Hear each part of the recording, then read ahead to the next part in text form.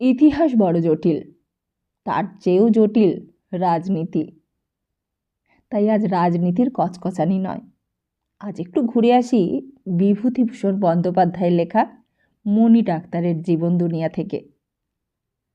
কি চলছে মণি ডাক্তারের জীবনে?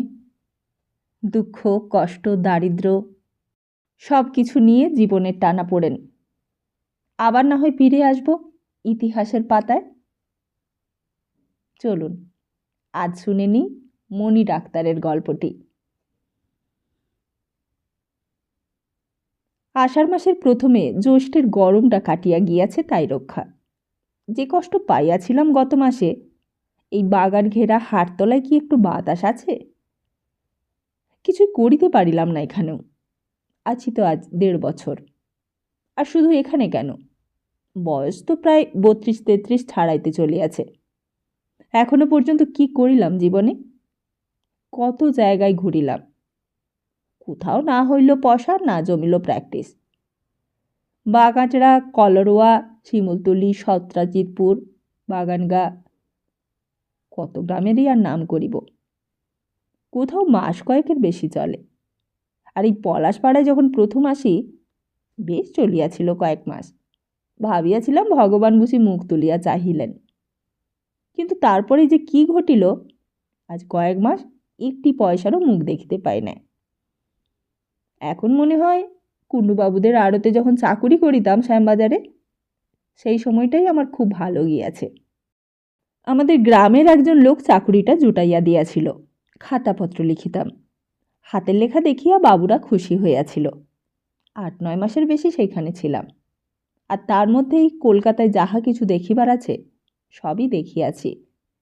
চিড়িয়াখানা, মিউজিয়াম, বায়োস্কোপ, থিয়েটার, পরেশনাথের বাগান, কালীঘাটের কালী মন্দির। কি জায়গায় কলিকাতা!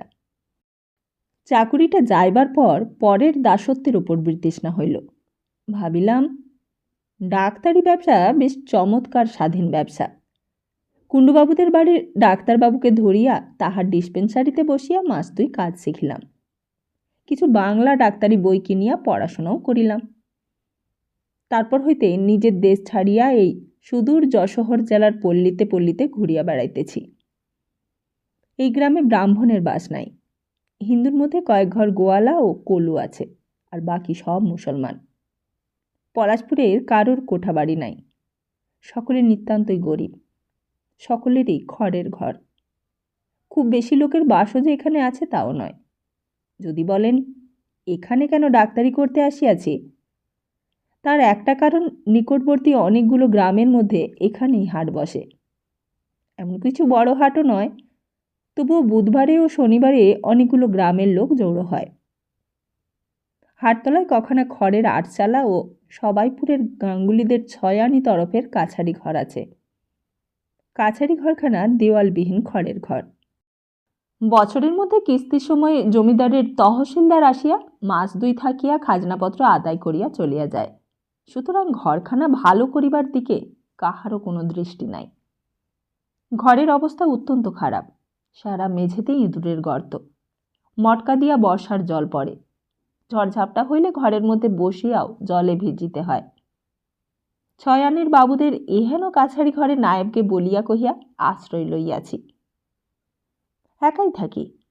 এইদিকে সব গাঁয়ের মতো এই গাঁয়েও বনজঙ্গল, বাঁশবন, প্রাচীন আমের বাগান বড় বেশি। হাটতলার 3 দিক ঘেরিয়া নিবিড় বাঁশবন ও আম বাগান। একদিকে সঁড়ি জঙ্গলের গা ধরিয়া আধপোয়া পথ গেলে বেত্রবতী নদী, স্থানীয় নাম বেতনা।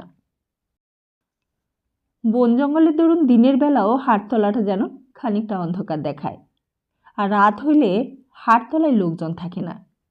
2-1খানা যা দোকানপত্র আছে, দোকানিরা বন্ধ করিয়া চলিয়া যাইবার পর হাটতলায় একেবারে নির্জন হইয়া পড়ে। বনে, ঝোপঝাড়ে, বাঁশবাগানে জোনাকি জলে। কচিত ফুটন্ত ঘিটকুল ফুলের দুর্গন্ধ বাহির হয়। উত্তর দিকে শিমুল গাছটায় পেঁচা ডাকে। আমি একা বসিয়া ভাত রাঁধি। কোনো কোনো দিন ভাত চড়াইয়া দিয়া একতারাটা হাতে লইয়া আপন মনে গান করি। আর 6-7 মাস একটা পয়সা আয় নেই। হাটে ঢেরা পিটাইয়া দিয়াছি 4 আনা ভিজিট লইব। ওষুধের দাম দাগ পিছু 1 আনা। তবুও রোগীর দেখা নাই। ভাগে মুজিবুর রহমান লোকটা ভালো ছিল। নিজের দোকান হইতে আজ 4-5 মাস ধরে চাল ডাল দেয়, তাই কোনো রকমে চলিতেছে। গোয়ালপাড়ার দামু ঘোষের বাড়িতে একটা নিউমোনিয়া কেস ছিল গত মাসে। মুজিবর এদিকের মধ্যে মাতব্বর লোক, সবাই তার কথা মানে। তাকে ধরিয়া সুপারিশ করাইয়াছিলাম দামু ঘোষের কাছে, কিন্তু শেষ পর্যন্ত আমায় না ডাকিয়া ডাকিল গিয়া বলরামপুরের অবিনাশ শ্যাকরা কবিরাজকে। অবিনাশ কবিরাজের ওপর তাদের নাকি অশেষ বিশ্বাস। সুবাসিনীকে লইয়া হইয়াছে বড় মুশকিল। বিবাহ করিয়া পর্যন্ত তাকে বাপের বাড়ি ফেলিয়া রাখিয়াছি। একখানা ভালো কাপড় পর্যন্ত কোনোদিন দিতে পারি নাই। ছেলেটির দুধের দাম 7-8 টাকা বাকি। শাশুড়ি ঠাকুরন তাগাদা করিয়া চিঠি দেন। কোথায় পাইব 7-8 টাকা? নিজেই পেটে খাইতে পাই না, টাকা দিতে পারি না বলিয়া শাশুড়ি ঠাকুরন মহা অসন্তুষ্ট। তিনি ভাবেন কত টাকাই না রোজগার করিতেছি ডাক্তারিতে। কেহ বলিলে হয়তো বিশ্বাস করিবে না। আর 4-5 মাস একরকম শুধু ভাত খাই। পাড়াগা হইলেও এখানে জিনিসপত্র উৎপন্ন হয় না বলিয়া অতিরিক্ত আঁকড়া। পটল 2 আনা সের, আলু 6 পয়সা, মাছ 4 আনা 6 আনার কম নয়। কেহ দেখিতে পাইবে বলিয়া খুব ভোরে নদীর ধার হইতে শুশনি আর কাঁচড়া দাম শাক তুলিয়া আনি মাঝে মাঝে। আজকাল আমের সময়, শুধু আম ভাতে আর ভাত। কতদিন শুধু নুন দিয়াই ভাত খাইয়াছি। পাশ করা ডাক্তার নই, কিন্তু তাতে কি? বাড়ি বসিয়া বই পড়িয়া কি আর ডাক্তারি শেখা যায় না? আজ 7-8 বছর তো ডাক্তারি করিতেছি। অভিজ্ঞতা বলিয়া তো একটা জিনিস আছে। পাশ করা ডাক্তারের হাতে কি রোগী মরে না? ওই ধোপাখালির ইন্দু ডাক্তার আসিয়া বিদু গোয়ালিনীর মেয়েটাকে বাঁচাইতে পারিয়াছিল। তবে কেন যে দুষ্ট লোকে রটাইয়াছে মণি ডাক্তারের ওষুধ খাইলে জ্যান্ত মানুষ মরিয়া ভূত হয়, ইহার কারণ কে বলিবে? আমি গরিব বলিয়া আমাদিকে কেহই হয় না, এক মুজিবর ছাড়া। ওই লোকটা আজ 3-4 মাস বিনা আপত্তিতে নিজে দোকান হইতে চাল ডাল না দিলে আমাকে উপবাস করিতে হইত। সে আমার জন্য যত করিয়াছে এই অঞ্চলে কেহ তাহার সিকিও কোনোদিন করে নাই। তাহার ঋণ কখনোই শোধ করিতে পারিব না। এসব অজপাড়াগা, রেল স্টেশন হইতে 10-12 ক্রোশ দূরে। কাছে কোনো বড় বাজার কিংবা গঞ্জ নাই। লোকজন নিতান্তই অশিক্ষিত। রোগ হইলে ডাক্তার ডাকার বদলে জল পড়া তেল পড়া দিয়ে কাজ সারে। ফকির ডাকাইয়া ঝাড়ফুঁক করে, বলে অপদেবতার দৃষ্টি হইয়াছে। ডাক্তার ডাকিবার রেওয়াজ নাই। বাড়িও যায় নাই আজ 1.5 বছর। পলাশপাড়া আসিবার আগে কিছুদিন ছিলাম সত্রাজিৎপুরে, তখন হইতেই যাই নাই। বাড়ি মানে শ্বশুর বাড়ি। নিজের বাড়িঘর বলিয়া কিছুই নাই অনেক দিন হইতেই। শ্বশুর বাড়ি যাইতে হইলে 8 ক্রোশ হাঁটিয়া নাভারণ স্টেশনে রেলে চাপিতে হইবে, আর সেখান হইতে মশলন্দপুর স্টেশনে নামিয়া মোটর বাসে যাইতে হইবে খোলাপোতা। আর সেইখানে মার্টিন লাইনের ছোট রেলে হাসানবাদ পর্যন্ত গিয়া ইচ্ছামতিতে নৌকোয় 6-7 ঘন্টা গেলে তবে শ্বশুর বাড়ি। সব শুদ্ধ 3-4 টাকা খরচ পড়ে। যখনই হাতে টাকা আসিয়াছে তখনই মানি অর্ডার করিয়া সুবাসিনীর নামে পাঠাইয়া দিয়াছি। 3-4 টাকার মুখ একসঙ্গে কমই দেখিয়াছি আজ 2 বছরের মধ্যে। টাকা না পাঠাইলে শাশুড়ি ঠাকুরনের আর আমার বিধবা শালীর গঞ্জনা চোটে বেচারিকে অতিষ্ঠ হইয়া উঠিতে হয়। তাই এবার যখন আসি খাওয়া দাওয়া সারিয়া নৌকোতে চড়িব, সুবাসিনী কোণের ঘরে ডাকিয়া বলিল, শোনো, এবার আমায় আর এখানে বেশি দিন ফেলে রেখো না। তুমি যেখানেই থাকো আমায় নিয়ে যেও শিগগির। সেইসব পাড়াগাঁয়ে কি আর থাকতে পারবে? এটাই বা এমন কি শহর? আর তাছাড়া তুমি যেখানে থাকবে সেখানেই আমার শহর।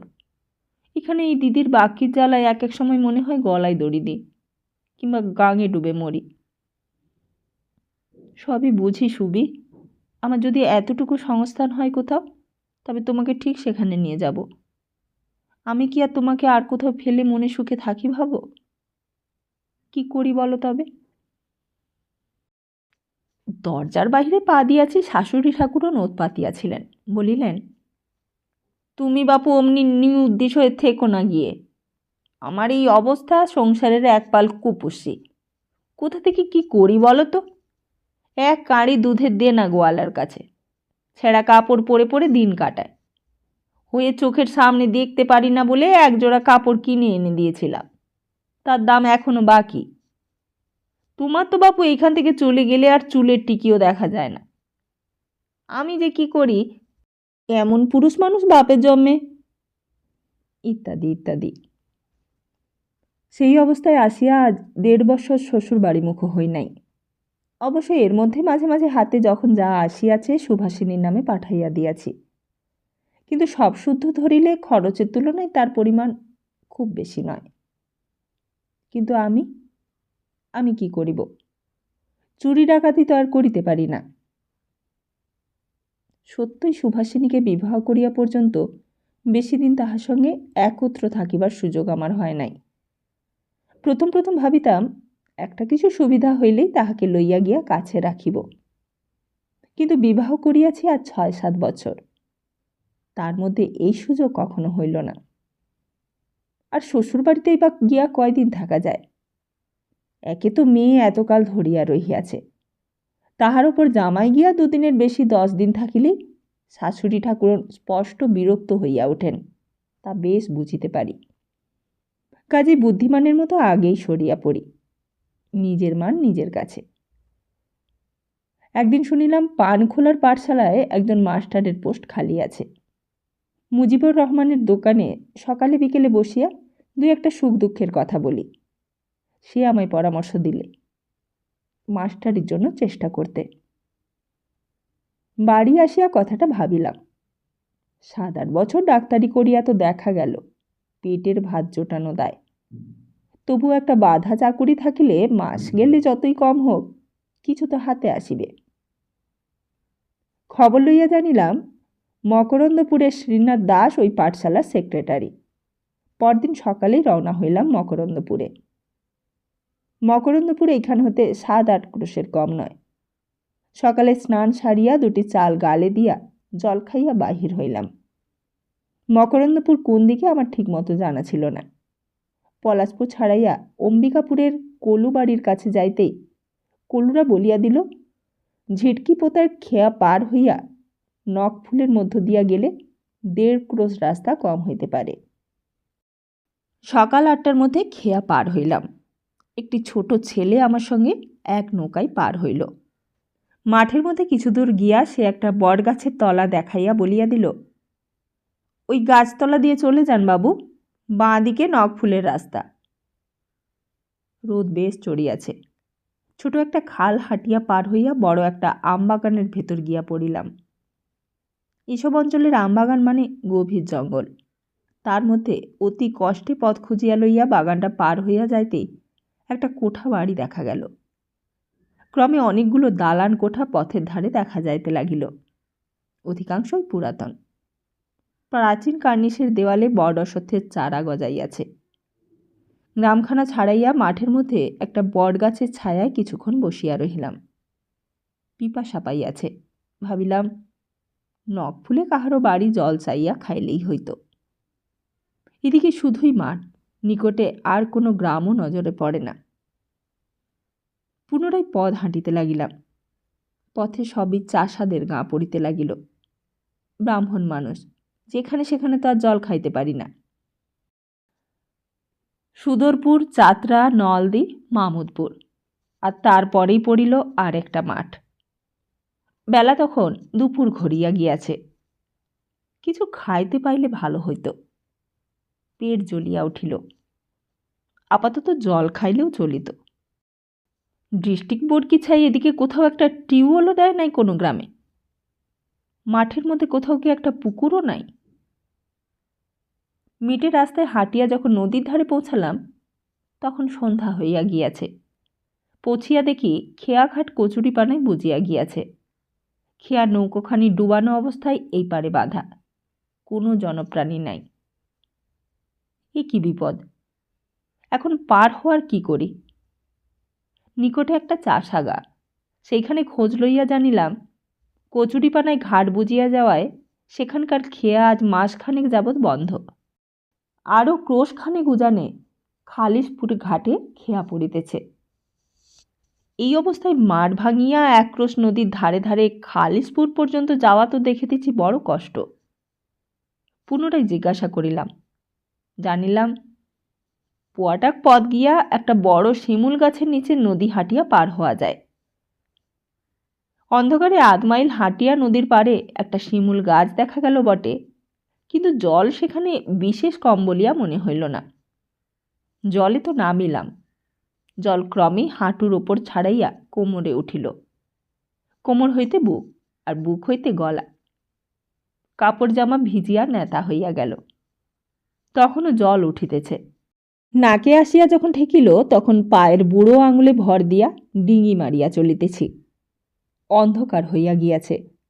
ভয় হইল একা এই অন্ধকার অজানা নদী পার হইতে কুমির না ধরে। বড় কুমির আসুক না আসুক, ২-১টা মেছো কুমিরও তো ওই ওঁতাটা দিয়ে আসিতে পারে।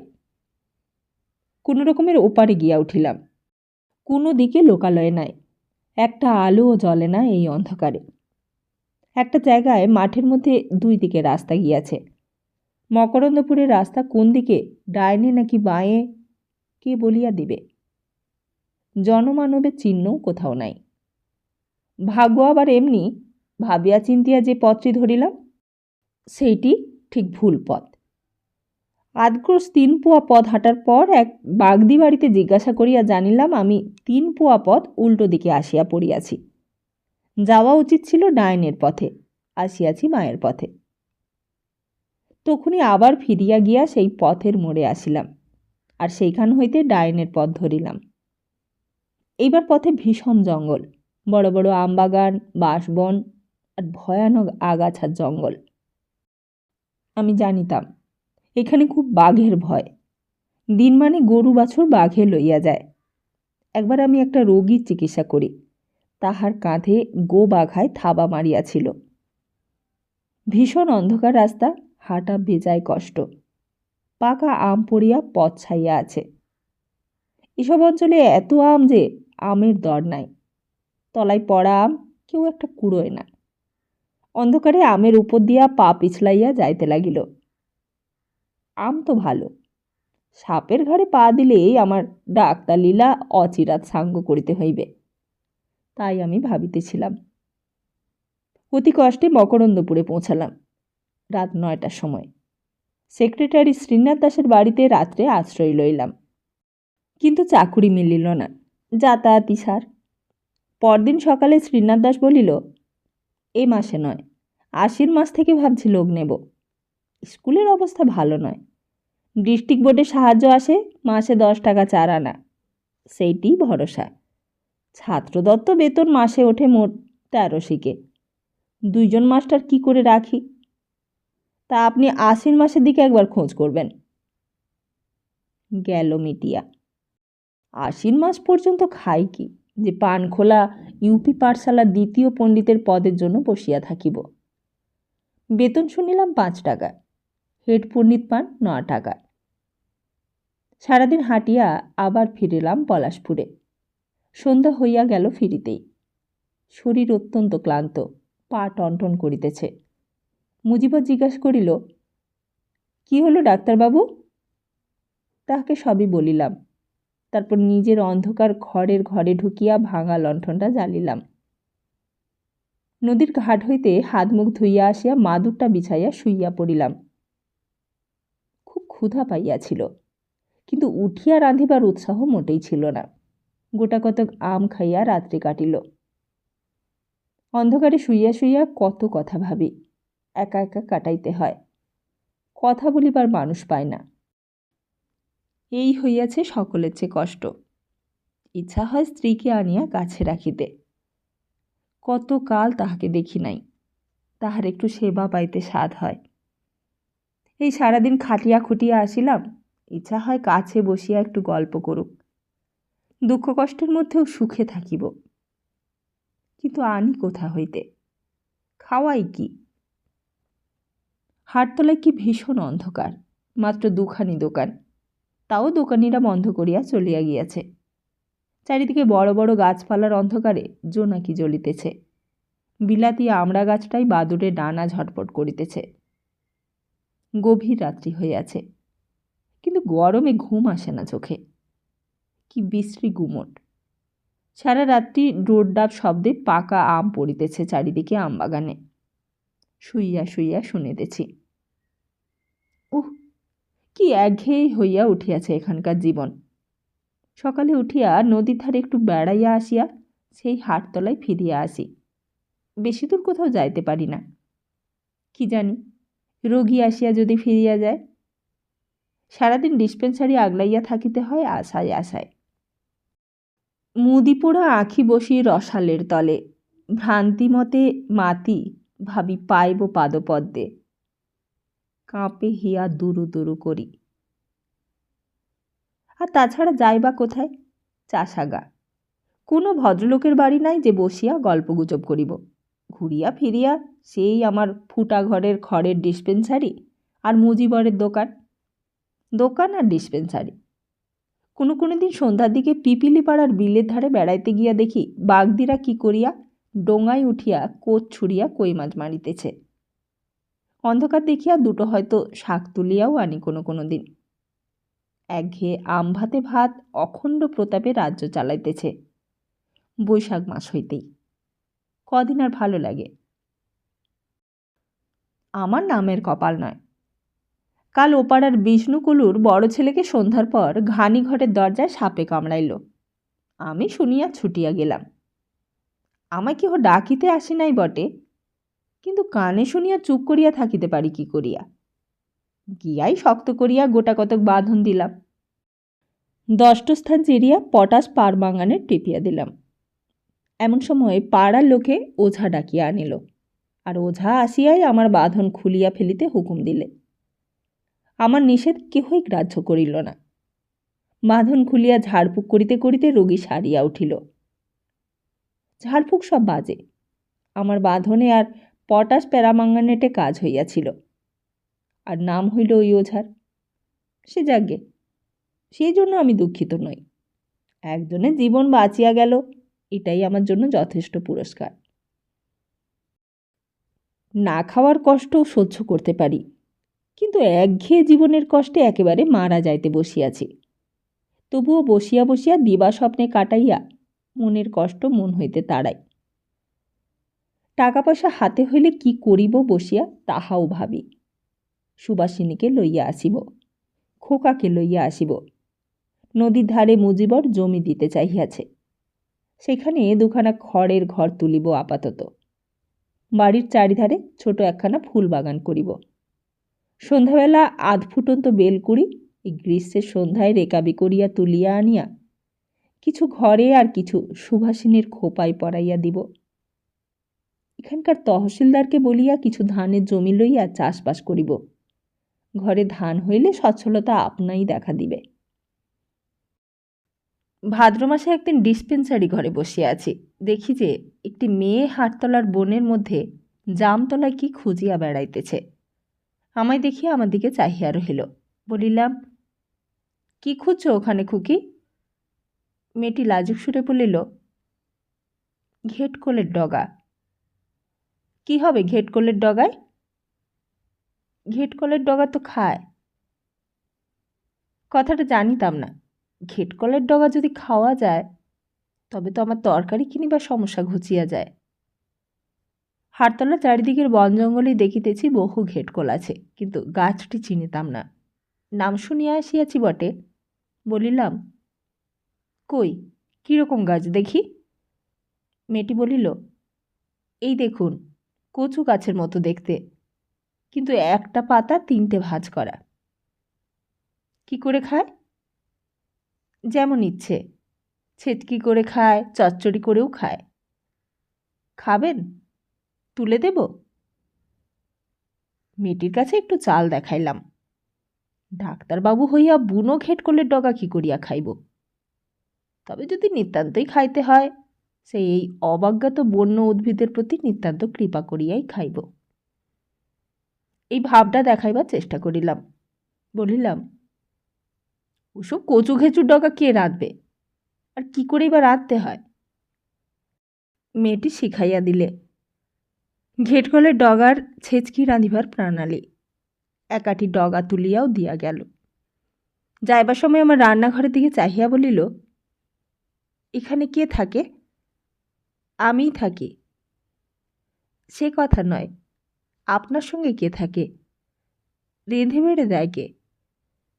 কেউ না, নিজেই। সেই হইতে মেয়েটি আমায় কেমন একটু কৃপার চোখে দেখিল বোধ হয়। যখনই সে হাটতলায় ঘেটকলের ডগা সংগ্রহ করিতে আসিত, আমায় এগাটি দিয়া যাইত। সকালের দিকেও আসিত, আবার বৈকালেও আসিত। একদিন বৈকালে আপন মনে বসিয়া আছি, মেয়েটি আসিয়া দাওয়ার ধারে কোচর হইতে কিছু ডুমুর বাহির করিয়া রাখিয়া বলিল, এই বেলা হরেকলুদের পুকুর পাড় থেকে ডুমুর পেড়েছিলাম, তাই আপনাকে দুটো দিয়ে যাচ্ছি। মেয়েটি কে তা আমি কখনোই জিজ্ঞাসা করি নাই। মেয়েটি দেখিতে বেশ ভালো, বেশ বড় বড় চোখ, বয়স 18-19 হইবে। গায়ের রং যতটা ফর্সা, এইসব পাড়া গায়ে তত সুন্দর গায়ের রং প্রায়ই দেখা যায় না। তবে ব্রাহ্মণ কায়স্থের ঘরের মেয়ে নয়, দেখিলেই তাহা বোঝা যায়। সেদিন তাহার পরিচয় লইয়া জানিলাম যে সেই এই গ্রামেরই বিধু গোয়ালিনীর মেয়ে। তার ভালো নাম সম্ভবত প্রেমলতা বা ওরকম কিছু। সবাই প্রমো বলিয়া ডাকে। অল্প বয়সে বিধবা হইয়াছে, ওই যেমন সাধারণত আমাদের দেশ গোয়ালার ঘরে হয়। মেয়েটি কিছুক্ষণ চালের বাতা ধরিয়া দাঁড়াইয়া রহিল, বলিল, আপনার বিয়ে হয়নি? কেন হবে না? তবে বউকে নিয়ে আসেন না কেন? এখানে তো আপনার রান্নাবান্নার খুব কষ্ট। হ্যাঁ, তা বটে, এইবার আনবো ভাবছি। মা বাবা আছেন? না। আপনার বাড়ি কোথায়? সে তুমি চিনতে পারবে না, অনেক দূর। আর এইভাবেই আলাপের সূত্রপাত। তারপর কতদিন সকালে বিকেলে প্রমো আসিত। কোনোদিন ওলের ডাঁটা, কোনোদিন ডুমুর, কোনোদিন বা একটা চালতা। নিজে যা বনে জঙ্গলে সংগ্রহ করিত, তার কিছুটা ভাগ আমায় না দিয়ে তার যেন তৃপ্তি হইত না। মাঝে মাঝে ওইখানটা দাঁড়াইয়া চালের বাতা ধরিয়া কত গল্প করিত। সরলা বালিকা কাঠ কুড়াইয়া শাক পাতা সংগ্রহ করিয়া তার দরিদ্র মায়ের গৃহস্থালির অভাব দূর করিতে চেষ্টা করিত। তেমনি এই দরিদ্র ডাক্তারের প্রতি গভীর অনুকম্পাবশত তার ভাতের থালার উপকরণও জুটাইয়া দিত। ওরও ভালো লাগিত তাকে। একটা অদৃশ্য সহানুভূতির সূত্রে সে আমাকে বাঁধিয়াছিল, এবং বোধহয় আমিও তাকে বাঁধিয়াছিলাম। পলাশপুরের হাটতলায় নিঃসঙ্গ জীবনে একটি মমতাময়ী নারীর সঙ্গ বোধহয় খুব ভালোই লাগিয়াছিল। তাই সে আসিলে মনটা খুশি হইয়া উঠিত। ইদানিং সে আসিতও ঘন ঘন, নানা ছলছুতায়, কারণে অকারণে। আসিয়া খেইহারা কথাবার্তায় থাকিয়া যাইত অনেকক্ষণ। একদিন লক্ষ্য করিলাম প্রমতার বেশভূষার দিকে নজর দিয়াছে। প্রথম সেদিন তার যত্ন করিয়া বাঁধা খোপাটির দিকে চাহিয়া আমার এই কথা মনে হইল। ফর্সা শাড়িখানা পরিপাটি করিয়া পরিতে শিখিয়াছে। মুখের হাসির মধ্যে একদিন সলজ্জ সংকোচের ভাব দেখিলাম। যে ধরনের হাসি তার মুখে নতুন। আর কতভাবে সেবা করিতে সে চেষ্টা করিত। শাক তুলিয়া, তরকারি কুটিয়া দিয়া, আগে আগে আসিয়া চালের বাতা ধরিয়া দাঁড়াইত। ইদানিং দাওয়ার কোণে ওইখানটাতে বসিত। তার মুখের ভাব দিন দিন যেন আরও সুশ্রী হইয়া উঠিতেছিল। পলাশপুরে তো কত লোক আছে, হাটতলায় তো কত লোক যাতায়াত করে। এই দরিদ্র ডাক্তারের নিঃসঙ্গ জীবনের প্রতি কে হয়তো অমন দরদ দেখায় নাই। তাই বলি, পুরুষ মানুষের মেয়ে মানুষের মতো বন্ধু কোথায়? গত ফাগুন মাসে উপরাউপরি কয়েকদিন সে আর আসিল না। মনটা উদ্বিগ্ন হইয়া উঠিল। এমনটা তো কখনো হয় না। 2-3 দিন পর কানে গেল বিধু গোয়ালিনীর মেয়ে টাইফয়েড হইয়াছে। কেহ ডাকিতে না আসিলেও দেখিতে গেলাম। দেখিয়া শুনিয়া বুঝিলাম এই বয়সে টাইফয়েড শিবের অসাধ্য রোগ। প্রাণপণের চিকিৎসা করিতে লাগিলাম। উহারা 7 দিন পর আমার ওপরে আস্থা হারাইয়া ডাকিল ইন্দু ডাক্তারকে। আমাকে রোগশয্যার পাশে দেখিয়া প্রমোর মুখ আনন্দে উজ্জ্বল হইয়া উঠিয়াছিল প্রথম দিন। শুনিলাম ইন্দু ডাক্তার যেদিন দেখিতে আসিয়াছিল সেদিন সেই ইন্দু ডাক্তারের ঔষধ খাইতে চায় নাই। মরণে ৬-৭ দিন পূর্ব হইতে সে অজ্ঞান অবস্থায় ছিল। আজ কয়েক মাস হইল আমি আবার যে একা সেই একা। কে আর আমার জন্য শাক, ডুমুর, ঘেটকলের ডগা তুলিয়া দিবে? এখন আবার সেই আমে ভাতে ভাত। বর্ষা নামিয়া গিয়াছে, রাস্তাঘাটে বেজায় কাদা, মশার উৎপাত বাড়িয়াছে। হারতলার চারিপাশের বাগানের বড় বড় গাছের মাথায় সারাদিন ধরিয়া মেঘ জমিতেছে। ঝুপঝুপ বৃষ্টি পড়িয়া আকাশ একটুখানি ফর্সা হইতেছে, আবার মেঘ উড়িয়া আসিতেছে, আবার বৃষ্টি হইতেছে। জলে ভিজিয়া গাছের গুড়িগুলির রং আবলুসের মতো কালো দেখাইতেছে। চুপ করিয়া বসিয়া থাকি, মনে হয় কারাগারে আবদ্ধ হইয়া আছি। আর যখন নিতান্তই অসহ্য হয় মুজিবরের দোকানে গিয়া বসি। নিচু চালা ঘরের দোকান। রেড়ির তেল, কেরোসিন তেল, জিরে মরিচ, খড়িমাটি, কড়া তামাক, আলকাতরা, পচা সর্ষের তেল সবে মিলিয়া কেমন একটা গন্ধ ঘরটায়। গন্ধটায় মন হু হু করে। মনে হয় এই কোথায় পাড়াগায় পড়িয়া আছি। কবে বেড়াজালের নাগপাশ হইতে মুক্তি পাইব? আদৌ মুক্তি পাইব কি না তাই বা কে জানে। জীবনটা যেন কেমন ধারা হইয়া গেল। তবুও যদি এত কষ্টেও এই একঘেয়ে অজপাড়া গায়েও আমার মনে হয় সব কষ্টই সহ্য করিতে পারিতাম যদি সুভাষিনী ও খোকা কাছে থাকিত। একবার যখন কলিকাতায় থাকিতাম, ভবানীপুর দিয়ে আসিতেছি, দেখি একটা বড় বাড়ি হইতে দলে দলে মেয়েরা বই হাতে করিয়া বাহির হইতেছে। নানা বয়সের মেয়ে আছে তার মধ্যে। ভাবিলাম, এ কি, এত মেয়ে আসে কোথা হইতে?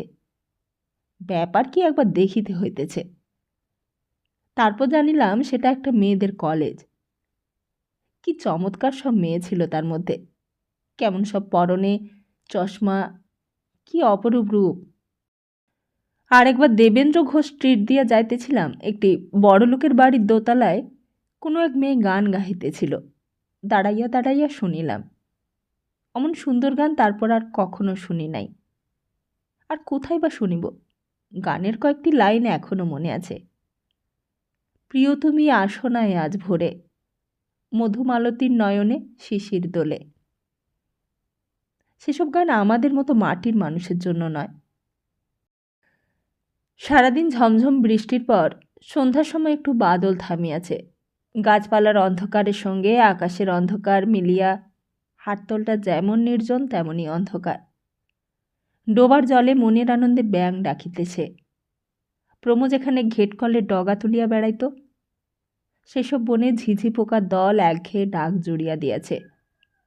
জামগাছের উঁচু ডালটা হইতে দমকা হাওয়ায় ঝড়ঝড় করিয়া পাকা জাম বনের মধ্যে অন্ধকার জলে ভেজা শ্যাওড়া বনের মাথায় পড়িতেছে। নির্জন সন্ধ্যায় একা বসিয়া ভাবি,